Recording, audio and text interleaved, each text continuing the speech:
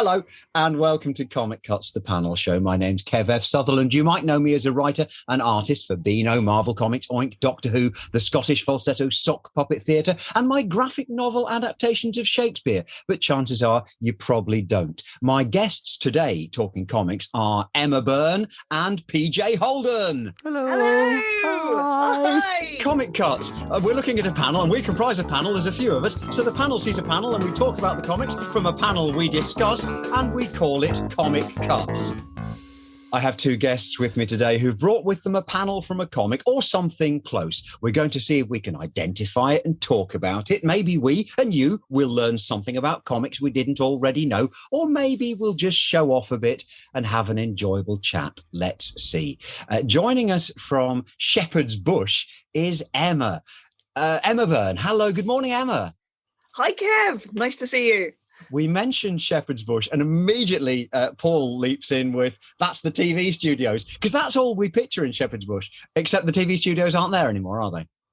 They're not, or at least the building is there, but now it's mainly swanky flats. ITV have a bit of the basement and there's a bit of BBC. I think BBC Worldwide has some offices just on the campus, but it is still so evocative of all of that sort of Saturday morning kids TV or Saturday evening variety shows. It really does feel sort of like 1980s heyday BBC output every time I walk past it, even though now it's mainly just sort of cafes and flats and a staggering view of Westfield.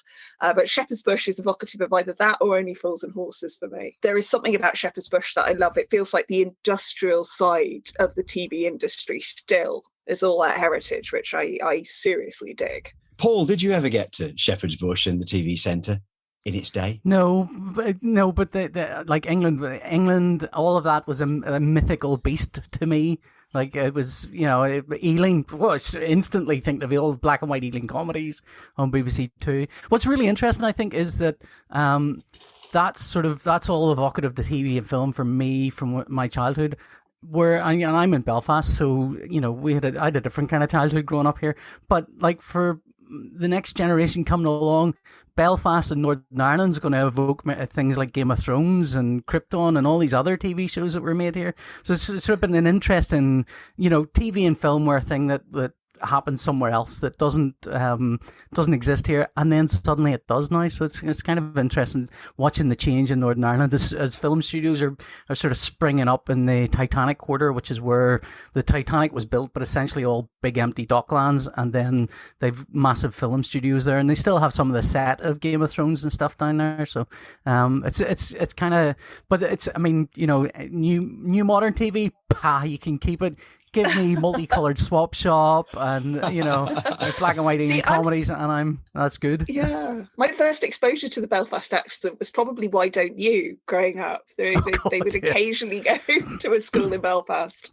Well, I can tell you when I was a kid, I wasn't on Why Don't You, but I was on. There was a TV show filmed, and I was about 8 or 9 or something. I think I was interviewed for it. It was about aliens come down to planet Earth and go around, and they interview all these kids about what they think the world is like, so it was it was probably bookended by aliens, but it was really interviews with kids and I was one of the kids that it was, and I can vaguely remember how embarrassing some of the things were. I'll not repeat them because they were awful, but we never got to see it because it was pre-videotape recorders and all of that stuff. So I know it was broadcast, but I've no idea what was said on it. Well, it's interesting, isn't it? We all had this childhood fascination with space age and fantasy, and there wasn't so much of it around as there is now. But both of you have gone into the worlds of science, both science real and science fiction. Now, Paul, the science fiction world. Emma, you're actually a robot scientist. You're the sort of person we used to read about. What exactly is a robot scientist? Well, I spent a long time reading Isaac Asimov growing up, and decided that I wanted Susan Calvin's job. I sort of missed the misogynistic tropes at the time and just wanted Susan Calvin's job. And I was lucky enough I spent a good few years in labs that sort of straddle neuroscience and artificial intelligence, either looking at ways of reproducing I did some stuff reproducing the primate visual system and the various layers in that, and seeing if we could use that to help a virtual robot navigate essentially it was like levels of doom, but whether we could get it to learn language doing that with a collaborator at Middlesex University. That was amazing. Some other stuff at UCL in the Science Museum, looking at how we learn to see how evolution has created this vast variety of sensory input in the electromagnetic spectrum. I've got to tinker with some fantastic stuff. I am now mainly a full-time writer. I haven't been near a lab in a little while. I do miss it. It's fun when I still get to volunteer for experiments or go and just sort of line an fMRI tube for a bit. But yeah, mainly now I'm writing up other people's research in books about either swearing or kids or. Just so I'm clear, you're a scientist who's worked on robots and not an actual robot scientist. As far as I know, I tried to stabbing between my fingers, but I think I'm human. And because Emma, you've then taken the scientific principle and applied it to, most entertainingly, swearing. Yes. You're looking at, is it very much the science of swearing, the application of swearing? That's right. So when I was working in the lab that was based out of the Science Museum, we were participating in something called the Science Museum Lates, which is they open up, they kick all the kids out at sort of 6 p.m, close for an hour or so, set up a bunch of bars, and then have a load of people coming in over the age of 18 to basically have the run of the museum and listen to some interesting talks and participate in some experiments. I say experiments, they are definitely more demonstrations, because wherever alcohol is involved, you find that your results get more erratic as the night goes on. But I was looking at cool experiments that I could do, or demonstrations of experimental setups, and I came across the ice water challenge, or the ice water test. It's called the cold presser test. And you stick your hand in a bucket of ice water and see how long you can keep it in when repeating a neutral word versus how long you can keep it in when you're repeating a swear word.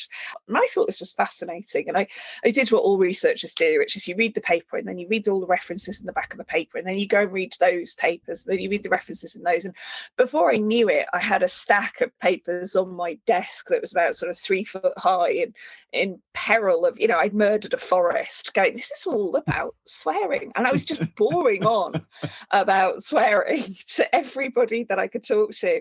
And around that time, I did a BBC training course. And part of that was to pitch a radio show.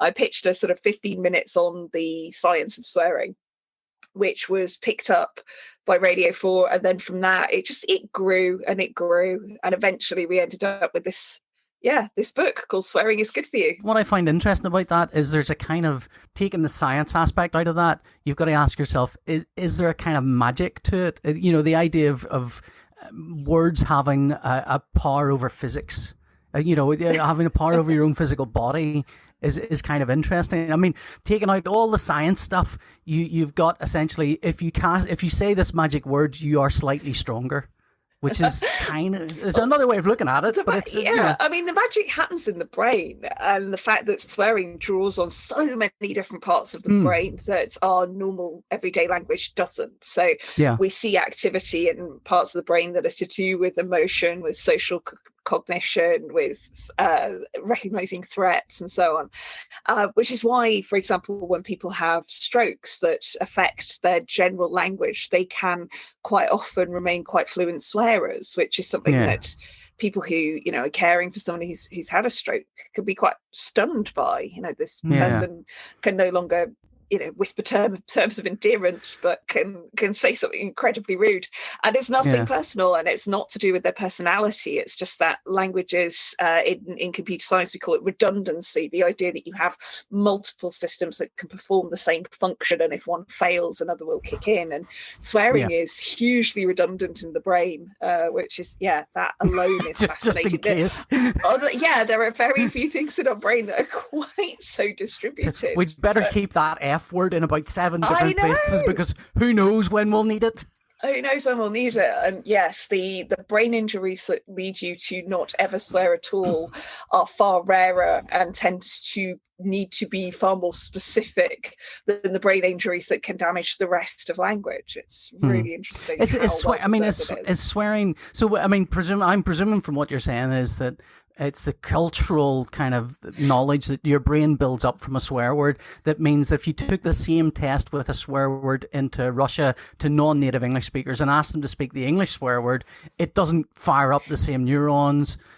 Exactly. And that's interesting. So that, I mean, but can you then, is that something that you have to learn as a child, and those neural pathways have to build up from youth, or can you learn a new swear word in later years that is as powerful? Yeah, there is a fantastic professor, I think her name is Ayşe Gonsu, who is Turkish American, and she's done loads of studies on bilingual people and found that if these are swear words that you learn before the end of your adolescence, they create the same physiological changes in the body and create the same emotional impacts in both languages. But if you become bilingual as an adult and you learn these swear words in a second language, you tend not to have them creating such strong emotional and physiological responses. There seems to be a critical window in which we learn what is swearing. And swearing and kids is an interesting thing for you, Paul, because in 2000 AD, they always had a parallel language of swearing, drock and grexnix and stom. Yeah. Now you're allowed more language, but there must still be a cutoff limit in 2000. I mean, like the history of it is that 2000 AD came out of Action Comics. Action Comics was so terrible a comic that they banned it, and 2000 AD kind of went, "Ooh, we'd better be really careful." And so the only people we'll kill will be aliens. The only blood we'll spill will be green, and the only bad words we'll use will be drock and grexnix. And a lot of those words came out of actually came out of the fact that Jerry Finley Day, who was sort of contributing writer to it, he came up with Rogue Trooper and stuff, had dyslexia, and so would mistype a lot of them. So Skrotnik came out of the word escorting, apparently. So talking of these amazing and fantastic creative things, we've also brought some comics with us to look at. So I'm going to unveil one of the panels that one of us has brought in, and the other two of us will try and guess what it is and talk about it. Listener at home, you can find these hopefully on my website, kevfcomicartist.com, or on the holding artwork, wherever you get your podcasts from. But you shouldn't need to see the artwork because we're about to describe it beautifully. And let's have a look at the very first. As an artist, I feel like one of the great skills I have is painting a picture with words. Good, because it's Emma's turn first. Emma, you are looking now at the image that's been brought in by Paul. Paul, don't tell us anything about this yet. Emma, there's a chance you might actually recognise it, but have a guess, or rather, begin by describing what we're looking at. Okay, so we have 6 panels, and one of the things that I'm noticing here is I love the gradient of the background. So it starts with this beautiful tealy green that sort of fades out over the panels and it comes back to a dark green again. I'm getting this sense of, reality, something is shifting, and then reality again. And we have a character who I'm afraid I don't recognise. They're talking to somebody called Roma, which is obviously a clue, but I don't know this. And they are looking like a somewhat elderly space operatic, possibly baddie. I don't know why. I think I'm getting that from like the lots of green in the background. That's usually a sort of a witchy colour, isn't it? Saying, "Show myself, Roma." And then the next panel, "But which self?" Now we have a wizard in full-on wizarding gear, the long nails, the purple sleeves, the pointy hat that doesn't have wizard written down it, but is definitely sort of quite unseen university. And then we have someone who is looking a little bit more like, I don't know, somebody who you'd meet at a camera festival maybe, or a Led Zeppelin fan. Definitely something, I would say mage. This person rolled for mage for their character. They have a staff. Now we've got some kind of slightly furry insectoid. Now we have someone who looks, this is very much sort of a villain from Flash Gordon, in sort of very purplish Yeah, lots of purple and green going on here. I'm loving this. Nice opponent colours. So yeah, what we're seeing is somebody shape shifting and challenging someone who has asked them to show themselves. And we're getting a sense of the real range of all of these people, but they all seem to be males. They all definitely rock a beard, apart from the insectoid one and then the person who they return to. But I don't know who this character is.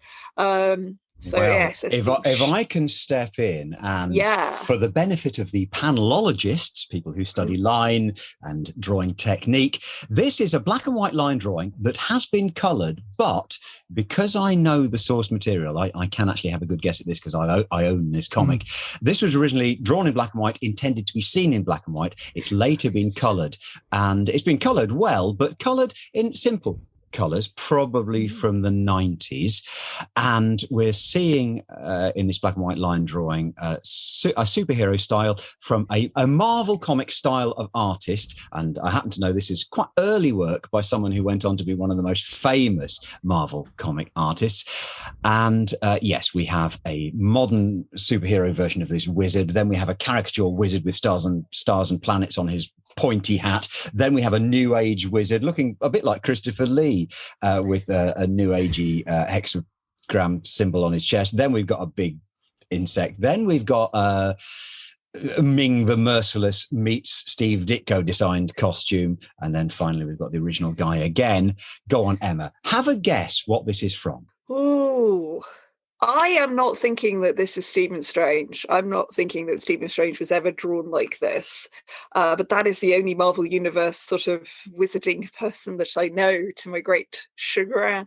One of the most famous wizards in all of Christendom. Well, I'm going to say Merlin. And I would concur that we're looking at Merlin, and we're looking at 5 or 6 different versions of Merlin, but from a comic written by, I think by this stage it's written by Alan Moore, isn't it? And drawn by Alan Davis, and it's from Captain Britain. Are we right, Paul? You're right. See, does that mean one of the middle panels is basically Alan Moore doing a self-portrait? I mean, this is just a portrait of Alan Moore. It could well be Alan Davis doing a drawing of Alan Moore. It's very, very likely. So I've cheated slightly. Kevin said one panel, and this is one of my favourite panels. It is... I consider this a single panel, but it is multiple panels because the character is changing shape, and it's doing that thing that the TV can do easily, where a character stays the same but changes, whereas we can't do that in comics. So we've got to give you different images. But he successfully shows by splitting the dialogue up. So essentially, what you have is this kind of techno wizard guy in the first panel, which is Merlin. And what's happened in the comic at this stage is that Captain Britain, for it is he, has been killed. He's been destroyed by this creature called the Fury. The Fury is this kind of dimension hopping ultimate robot that has one singular mission, which is to kill all superheroes. And it's this incredible artificial intelligence that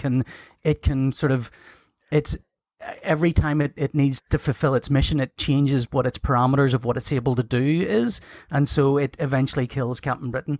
And Merlin at this stage has rescued, and in this particular strip, sorry, I'm going to talk about this all day. Yeah. Now. Sorry. In this particular strip is from I think it's from Daredevils, or it's from Mighty World of Marvel or something. So they were done in 6-page stories in black and white in, I think, the 80s or so, and it was a guy called Dave Thorpe had written Captain Britain, and he'd put Captain Britain in this kind of alternate universe where I think Dave Thorpe came up with 616, which is the multiverse of where the Marvel universe takes place in the multiverse, which is 616 then has become, as the Marvel film and TVs expand into the multiverse, we're going to hear the number 616, we're going to see it a lot. Not all stems from this strip, which is interesting in and of itself, but at this stage, the Fury has killed Captain Britain, completely destroyed him, and all that's left, and the name of the strip is A Rag of Bone, a Hank of Hair. And in this story, Merlin, along with his daughter Roma, and they're in what's called Otherworld, which is the kind of place that Merlin exists in, and they're basically rebuilding Captain Britain, and they're rebuilding him from his DNA, and they're re-injecting him with his memory. And Roma's job is, as Merlin describes it, your job is simply to build a body. Mine's is to kind of rebuild a mind, to kind of give this person back all of his memories and everything who he is, and all of his drives and his motivations, and they tweak his power and his armor. And Roma kind of says, "Shouldn't you show yourself to the captain? Shouldn't you reveal that you've kind of rebuilt him?" And he kind of goes, "Show myself, but which self? This one or this? He wouldn't have known me." And in the end, that is for the best. And that's that moment from the strip. And the last, as Captain Britain's body is rebuilt, slowly rebuilt, and you can see the circulatory system, and which I think Alan Moore would later revisit as an idea with Dr. Manhattan, the kind of the rebuilding from the cell upwards. You see the body being rebuilt, and you see that Captain Britain is placed back on Earth 616, his original Earth. And there's a moment where Captain Britain is standing beside a stone henge, and crying with gratitude that Merlin's plucked him out of the time stream at the moment before he was destroyed and saved him, which of course is not what happens. And that's it's a heartbreaking bit where he's so grateful for him, but that's not what Merlin has done at all. Merlin's got his own nefarious plans going on. It's great. I mean, one of the key things, and I mean, one of the reasons I like this panel is that it essentially says that Merlin particularly shows different aspects of himself depending on what the circumstances are. Yeah. And I think we all do that. I think we do that on Twitter and Facebook and real life. And that's a thing that we all do. And that it's almost impossible to know someone fully in the round because they're always keeping something from someone else. They're always showing something of themselves. And that's one of the particular reasons I like this panel. Well, another thing that was happening here, you were describing how we can do this kind of thing on film. Back in 1981, 1982, when this comic strip was happening, you couldn't do stuff like that. In 1981, can anybody remember the Doctor Who of 1981? Because it certainly couldn't have done a special effect like this without you laughing out loud. Yeah, I mean, it was tricky, but things like multiple exposures, since Man Ray and photography, but I'm thinking particularly Metropolis, the ways of overlaying exposures, you could do it, but it was so prohibitively expensive. I can't remember who did it, but it's the effect on Dr. Jekyll and Mr. Hyde, the old, I think it was Lon Chaney, either Lon Chaney or Lon Chaney Jr. And what he'd done was he'd applied a coloured makeup to his face that changed with the light. Mm-hmm. And so when they changed the lighting, which of course all looked like it, because it was black and white and it all looked exactly the same, but when he changed the lighting, which was maybe a green to a red or something, it changed the makeup in his face, and that changed how he looked, which is an incredible effect. Even to this day, it still sort of holds up. But yeah, you're right. I mean, the thing that's been really interesting as a comic artist is to watch the slow, gradual flip between these are things you can only do in comics because we have an infinite budget, to these are things you can only do in TV, because although you have an infinite budget in comics, if you ask your comic artist to draw 10,000 soldiers on horseback, you're not going to get much of a comic out of them. That's you're going to kill them by the end of that. So it's been watching that flip has been kind of interesting. Yeah, that's very true. And also the amount of money that's spent on making comics big and bright and shiny. I mean, this Captain Britain was originally done in black and white, printed in black and white, and the colour is perfunctory. I think I'm very happy. Well, it was interesting listening to Emma to focus and hone in on the colour, because to be honest, I had never even paid attention to the background colour of this before now. It had never occurred to me there was a graduation going on in the green to the sort of fading out from a dark green to the other greens, and even saying this is a kind of witchy colour. That's all interesting. I kind of wonder if there was thinking like that going on, or was it more kind of, this is the colour fill that we've got on our computer right now, so let's just do this. It's hard to know. know. Yeah, I mean, there is always a danger, and again, you know, speaking as an artist, there's always a danger of people overreading decisions you've made, because, you know, sometimes you do them because time constraints, sometimes you do them because that just happened to be the one you picked that day, and if it was a different day, you'd have picked a different one, and then people can sometimes read a lot into it. But absolutely, I mean, the idea if it's being a witchy color, and I think you pointed out that the purple and the green are kind of fighting colors, you know, that's all very interesting and stuff I've never paid attention to my shame. I mean, even just, I think for me, the one that feels really deliberate rather than just, you know, these are the 8 colours I've got in my palette, is the way that we start with that very saturated background in the first sort of division of the panel. And that background fades out, that sort of sense of, if you were doing this as a TV thing, as a filmic thing, you know, the sort of overlaying of these images, that they would get sort of more blurred and more that sense of a greater sense of unreality. And then that final panel snaps back to that same rich teal. There's that moves my eye through it. And there's a sense of continuity, and then bam, discontinuity back to where we were. And like that to me, because a lot of what I was studying with the artificial intelligence is our visual system, and particularly the point of our color visual system, because it's really expensive, but it does some amazing things for us in terms of navigating the natural world. And I feel something about that background gradient, that someone's gone, okay, this is where color doesn't just sort of add pretty, it does something for the storytelling. And I'm not sure if that's deliberate, but I think that may well be.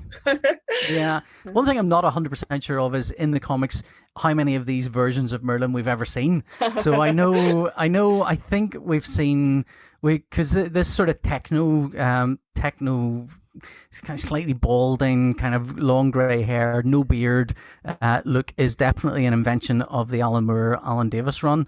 The black bearded, very typical evil wizard look is possibly something from the comic, but I feel like the one that we've kind of referred to as the Alan Moore alike is probably closest to one that we've definitely seen in the comic. The Ming the Merciless, no idea where that came from. The ant, the furry ant thing, what is that about? But it's kind of interesting to see that there's an alien in there as well. You know, I mean, later on this strip would go to, I mean, essentially this opened up the multiverse to Marvel Comics. I don't think there was a big multiverse prior to this, but this opened up strips with multiple versions of Captain Britain and you know, Captain Earth strip 1 from a kind of 1984 version of the Marvel universe and stuff, and there, I think there's later on there's a funeral on Otherworld where you see all of these various Captain Britons attending a single funeral. So it's but there's and this strip is just brilliant. It is prior to Alan Moore doing Miracle Man or Marvel Man, and it's prior to the Watchmen, and it's prior just a little bit to V for Vendetta, but it's sort of a prototype to a lot of those ideas, and you know, it's just it's right in the sweet spot for me for Alan Davis and Alan Moore art. It's just the sweet spot for me. I mean, I often think, because you sort of forget how youthful comics is as an industry, that it's, you know, maybe 100 years old, but certainly the comics that we all think of, it's almost like pop music. You don't think of pop music prior to 1950. You know, it's 1960 on onwards. So giants walk among us now. You know, like today, particularly the Rolling Stones drummer died, and you kind of realize, wow, we are among giants. There's no. You don't realize it until they die or something happens to them. But to be alive at the time that Stan Lee and Jack Kirby and Alan Moore and Alan Davis, and when these kind of giants of the industry are there, it's a kind of wondrous. It's an amazing one of life's gifts to you that you totally take for granted. You know. Right. Well, we've just been spending an awful long time looking at the Captain Britain by Alan Moore and Alan Davis, the panel that was brought in by Paul Holden. And now we're going to have a look at the panel that Emma Byrne has brought in. Okay. Oh, I know exactly what this is from. Oh, brilliant. I thought you might. Can you guess why I chose it? To avoid spoilers, okay, listener at home, can I just describe what we're looking at? In case you can't see these pictures, we are looking at a main central image of a silhouette picture of a man in a wheelchair grabbing hold of a man standing up who's holding a bottle that's spilling. So it's a domestic argument between man. And it's all in silhouette. In silhouette. Silhouette, man in wheelchair and possibly younger man standing up. And above that, there are three symbols which are showing sign language symbols. There's a hand holding up three fingers, index finger, next and long. Then there's a hand holding clenched fist, but with one index finger looped over thumb. And finally, hand holding up with just index finger with thumb looped over it. You can probably read those from my descriptions. My descriptions were so good. Okay. That's palm facing outward when those, because I don't know if back of hand facing outward with three letters up is different than palm facing outward with three letters up. I'd imagine they are, but I don't know. Now, to be fair, if I'd just seen the silhouette, I might have struggled to guess what this was, but I've seen the surrounding. There's half a surrounding panel around each of it, and I can tell from the colouring and the art style what this is exactly. It is Matt Fraction and David Aja's Hawkeye. Am I right? That is right. Book 19. I had to go. I wouldn't have got the book number. I had to look it up because I gave away I had so many copies of the trade in which this was collected, and I keep giving it away.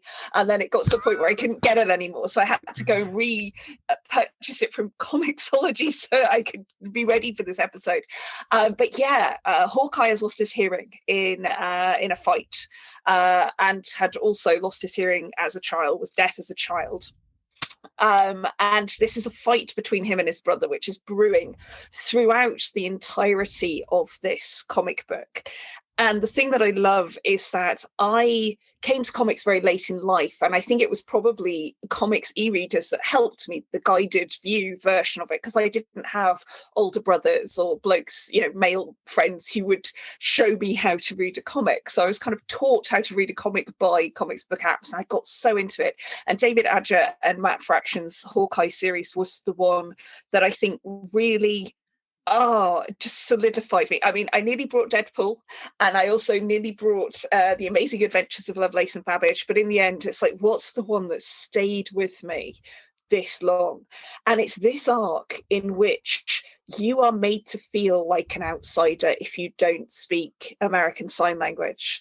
And as someone who has always loved code breaking and has always loved language, having a comic book, a comic episode in which dialogue is usually blank bubbles in this. There's a lot of blank bubbles. The shape of the bubbles is very indicative of tone. So they're very jagged when his brother Barney is yelling at him, but there's nothing in them. Or there are other ones where the typography of it is very mixed up, and there are bits that are bracketed. And as someone who struggles a little with my own hearing, that idea of something that it could be this word or that word, you having to kind of guess from context. He's the son of a bench. And then this is way before The Good Place used, these sort of illusions of swearing, but this use of slightly corrupted hearings. And it reminded me when you're talking about in 2000 AD and the dyslexia becoming part of the slang and the swearing that's used. But this idea of being made to be a little bit of an outsider, and then they've given you enough clues. It's beautiful. There are just enough clues if you don't speak ASL to start to understand some of the finger spelling. And that is because they've given proper nouns throughout the book. So at the very beginning, Hawkeye is finger spelled. And then later on, when they're in the doctor's office, his brother is spelling Clint. And you know that it must be Clint because it's 5 letters and he's looking at him. And so you know that the clenched fist with the thumb between those first 2 fingers is a T. And the 3 fingers up, it does, iconically, it is kind of a W. And you just, what is going on here? What could be being said here? It's WTF? What the fuck? Yeah. And so partly it resonates with me with the swearing, but also it's the code breaking, and that moment at which you're sort of going, okay, I'm starting to resettle into this world where I haven't been able to understand the communication, and now some of it's starting to make sense. And that idea of experiencing Clint's journey of I don't understand to I partially understand to there is more dialogue in straight text later on to, yeah, okay, I can comfortably communicate now. And you are taken through this emotional journey through the distancing effect, if you don't use ASL, of this form of sign language. But you're given enough clues by the writer and the artist, Fraction and Aja, to immerse yourself into it, to treat it like a code and to puzzle it out like a mystery book. And the other thing I love in terms of colouring, it's not in this one. I think it's one of the ones that's collected in Little Hits. But David Aja talks about how he treats colour both on the page, but also throughout the book. And he gives the layout of the entire book and how the colour palette changes through the book over the pages to change the feeling of the story. And then in this one, where you have two things that are going on, it's a very muted, cool, dark greys, greens, browns whenever you're in Clint's hearing loss world. And then whenever you see flashes of his childhood, it's very sort of orange, yellow, red, lots of sort of hazard colours, this scene of a domestically violent family in which he is a misfit. And then when you see the tracksuit bros, who are the antagonists in this, that is all in its own colour palette as well. So it's very clear on some of the pages at the end where he's communicating, this is me here, and this is why, this is what's happening with the tracksuit bros. The clashing of those colours on those few pages is this real sense of, you can't use actual sound to tell people what is going on. There's a transition from, so I do a lot of stage tech stuff, and I work with a sound engineer who is so over this, and whenever it happens in shows or TV programs, he gets really mad. But that idea theme tune goes to something diegetic, something where you can see where it is in the scene. But audio, in TV and in film, you can use all sorts of clues as to, is this flashback, is this memory, is this something that's coming from somewhere else? To do that flat on the page, using the colour palette as saying, this is what's in the room with you, this is what's being spoken about, it is just so clear. I feel like I should point out Matt Hollingsworth did the colours on. Matt Hollingsworth, yes. This is correct. Yeah, just to give credit to the full team. So Matt Hollingsworth then, to whom all credit should go for the amazing use of palette throughout this series. On that page we're looking at now, which is the scene with the close up of the eyes and so on, and the bottom row of panels where there's no background colour at all. Now it could well be Aja's asked for no background color there, but the decision to leave that white it's a ballsy move to kind of go, right, no color here, we're just going to leave that, because it focuses you entirely on those characters and it brings you into the moment that they're both having together. That they, everything else is out of focus. They're not concentrating on any of that, and it's a little like reading, in the experience of reading, where you're reading something and the world vanishes around you. So it may be given the equivalent of what that would be like to communicate to someone with sign language, where you're feeling that everything's focused on their movements and on what they're doing with their hands. As someone who doesn't speak any sort of sign language at all, or use any sort of sign language, it probably maybe gives the incorrect impression, but it feels like might be as close as I'll ever feel to that being part of that, and being that and communicating in that way. And thinking very much about what can be done in a comic different from what would happen in another art form. We've got the symbols for the sign reading looking very much like explanatory symbols you would get in health and security panels on walls. Yeah, a little airport. They remind me of airplane evacuation instructions. Exactly, and they integrate beautifully with how the line drawings on a page work. They're doing what line drawings on a page work. If you turned this into a TV program or a movie, the line drawings on a page would stand out because they were line drawings. And this page with its beautiful symmetry, and the symmetry is used, I can see elsewhere in the book. Again, it's something you can only do when you've got a whole load of images on a page in the way that comics work. It's really using our art form. The only scene I've ever seen, I think, in film and TV where two characters are in a pure white background when Morpheus is talking to Neo in the Matrix, and that you couldn't carry it off in a gritty, I'm day-to-day sorry, are thing. you forgetting all of the great sketches of Kenny Everett's video show? Oh, of course. All in the best possible taste. Thank you, Emma Byrne and Paul Holden. How could I forget Cupid's stunt? We have just been looking at Hawkeye, the stories written by Matt Fraction and drawn by David Ager, and Captain Britain, the stories written by Alan Moore and drawn by Alan Davis. Some wonderful artwork for you to seek out. If you have any questions to ask us, you should be able to find us all on the socials. Emma, where do we find you on the socials? Yeah, you find me as Sci Ribi, which is, unfortunately then I have to spell it, but SCI as in science, WRI as in writer, and then BY as in Byrne, so Sci Ribi. Or you can just pop to emmabyrne.net, and I usually update where I'm likely to be either talking or appearing on that. Have a look for How to Build a Human, which is all about how basically your brain develops from birth to adulthood. Or Swearing is Good for You, which is what your brain does when it realizes what exactly being an adult involves. There you go. You'll find that wherever you find all your Emma Byrnes. And Paul, where do we find you on the socials? There is another more famous Emma Byrne, I should point out. I don't play football for Arsenal or either. True. When you Google Emma Byrne, that's what you'll find. When you Google Paul Holden, you'll find lots of Paul Holden, which is why you go by PJ, I guess. Yes, PJ Holden is PJ Holden sounds like someone. Paul Holden could live next door to you. That's so I just avoid Paul Holden. You'll find me on Twitter at Paul J Holden. And my blog is www.pauljholden.com. So there we go. And you'll find me at Kev F Comic Artist and the website kevfcomicartist.com. Hey, why not click subscribe to be sure of hearing every episode when it comes out, and leave us a review. It always helps. Thank you again to Emma Byrne and to Paul PJ Holden, and to you at home for listening. I've been Kev F, and this has been Comic Cuts, the panel show.